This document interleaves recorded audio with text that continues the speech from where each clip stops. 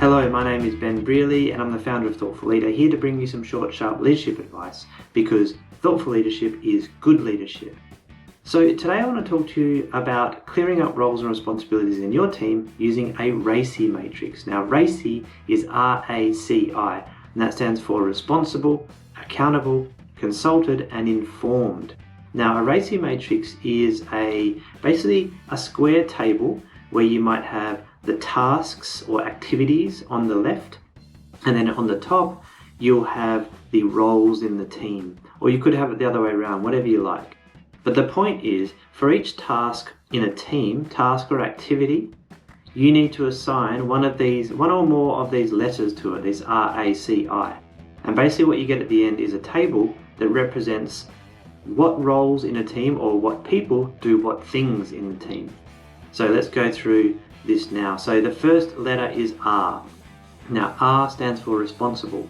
This means for a given task, if someone has an R next to their name, they are responsible for completing the work, like actually doing the task.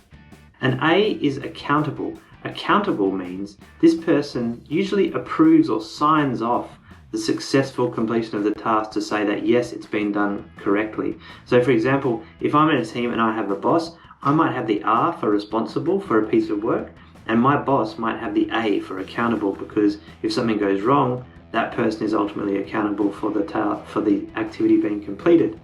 You should, as a note, you should always only have one accountable person for a task. You should never have multiple people, because then you don't know who is going to approve it. If you have two people who's accountable and they disagree, you might not get anything approved. So it's very, very good idea to have only one person accountable.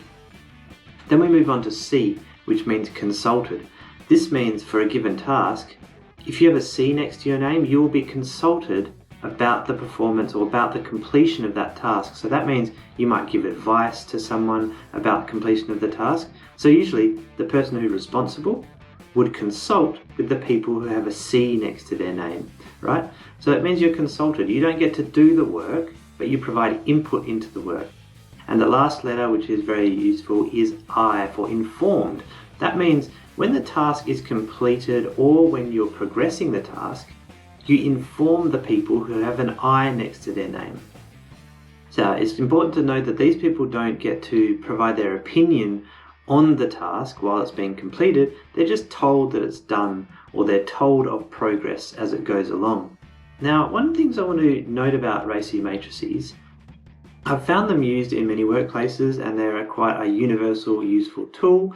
But what I want to make clear to you here is that they are not a silver bullet solution for roles and responsibilities in a team.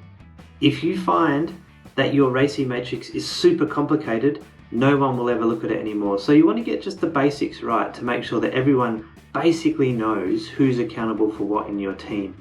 The other thing I would note is that if people keep arguing about R and I and who's A and who's R and who's C, if people keep arguing about your RACI matrix, you've got bigger problems.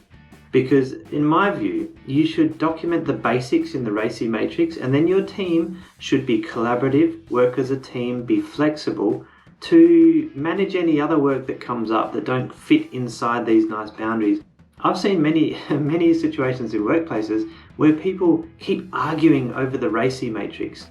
Oh, I need to see exactly who's accountable for this and that. Well, you know what? I think that's a waste of time, because I like my teams to be flexible and adaptable and to basically collaborate and work as a team together. So if you're constantly fighting over accountability in your team and you keep going back to the RACI matrix, you're really playing the blame game there, and that's not going to help anyone. That says you've got bigger problems than roles and responsibilities in your team. You've got people who want to play the blame game or point fingers. So don't pretend that a RACI matrix is going to solve all your problems, but it is a useful tool when used in moderation. Thank you for watching. Make sure you subscribe to get future videos just like this one every week, and I will see you in the next video.